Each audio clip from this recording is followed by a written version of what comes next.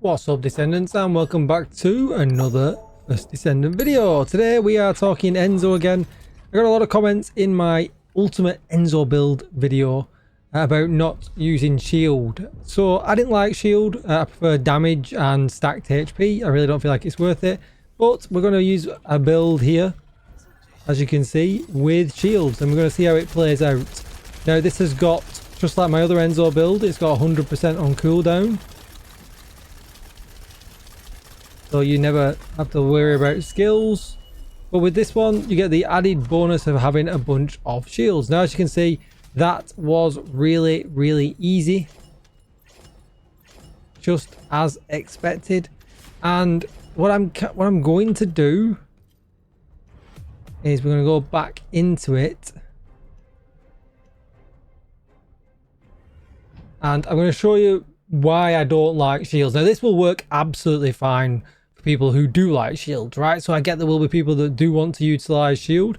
You get 100% uptime. You can clearly see that you can still do an insane amount of damage. But what I do kind of want to show you, and it's going to be a bit of an extreme example, right? Because you're not going to stand around in toxic. You're a player, you're going to move out of it. But we do have 100% uptime on the skill, by the way, for the shield recovery as well. We're gonna let him punch us. As you can see, it pulls the shield back pretty quick. It's gone again. We can pull it up again. You know, and he can't really kill us with his normal attack. Now this is where it gets spicy. I use the skill now for that initial boost. I can run around a bit and pop it up again. So it does add quite a bit of survivability. But when I've got HP, I feel like I just don't need to mess with the skill at all. You check out the previous video if you want to see that. I just don't need to worry about even pressing the V skill. So let's go back to Albion. And I'll show you exactly what it is we are dealing with. I'll also show you that we get 100% uptime on the skills as well, which is obviously what, you know, makes this so good anyway. And while you're waiting for me to get there, why don't you consider hitting that subscribe button or dropping this video a like, because I am one for listening to my comments and coming back with, you know, good suggestions, good bans. So we're going to get into here now. And by all means, let me know in the comments down below if there's anything you want me to try out or anything you've seen any other videos you want me to. I'm in the process of getting all Descendants, all ultimate weapons, maxing them out as quick as I can. But obviously there is, you know, I've not got an unlimited credit card. There is an amount that you can get to with, you know, by speeding things up. So as you can see here, we already know on the V we've got unlimited. As you can see, it's already ready to go again and it's not gone, right? So that's great. If we fire a rocket and hit our Z skill, we can then fire 2 more rockets and you'll see already that the Z skill will be ready again way before the cooldown's even gone. Like, we've still got it there, we've still got the skill out, and there you go, but it's already ready to go. And like with the other Enzo builds, if you pop this and you pop this, if we take a look at my Enduring Legacy, which is going to definitely recommend that you run with him, we've got 100% crit chance and 7.7% critical hit rate. You can run Greg's as well, and that pops out at about 98.7 I think percent crit chance, so really good as well. I've got separate videos on how to spec these guns out, especially for Enzo as well, so do go back and check out my previous videos. If you wanted to look at the... Oh, I actually did this with this missing. I actually got a better one of these and forgot to put it in my loadout.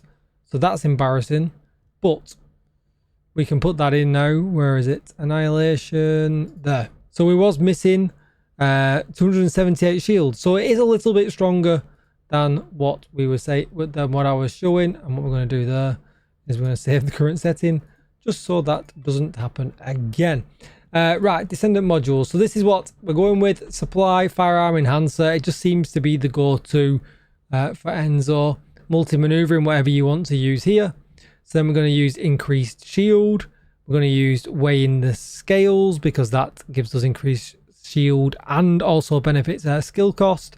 MP conversion because the skill cooldowns are extremely important. Then we're going to use Agony to make back some MP because we lost some on that. But we're also going to get some defense as well. You could put in spear and shield here, but you won't be able to max it out. So that's why I went with agony. I really didn't want to invest in a part shield and spear and shield. I'd rather just run agony because I'm probably going to use my other version more than I would use this version anyway. Multi-talented is huge for minus skill cost and skill cooldown, meaning that we can have 100% uptime on our skills. If you're not bothered about 100% uptime, you could go with a yellow mod here that would provide more damage. So perhaps something like dangerous ambush would be good. You could perhaps go with that. Nimble fingers for skill cooldown, increased defense, because we also want more defense on top of the shield as well. Just makes more sense. But you know, again, I would go with increased HP here rather than run any of this shield business anyway. But like I said, check out the previous video for that. We've got maximized duration for skill duration. We then got amplification control for skill effect range and more max shield. Just makes that the machine gun that we get, you know, will pop off a bit better at a bit bigger distance. But and more importantly, we get the 36.5% extra shield. And then we've just got more skill cooldown, but we've also got some non-attribute skill power at 77.2, because everything here you can see is non-attribute, so it benefits us across the board. That's going to be it for the video. Hopefully that's not too long, but this just does work really, really well. I just think that I can run a build that has HP and I don't ever need to press the V. So I'll link that video down below in the comments. But again, if you want to run shield, this works really, really, really well. I don't have really any MP problems, especially in bosses or anything like that. Running around missions, I always tend to get my MP back, but it does get you out of a bind. You know, that I'm not going to deny it. It will get you out of a bind when you're running around in a mission and you're not getting any health orbs on the floor or anything like that.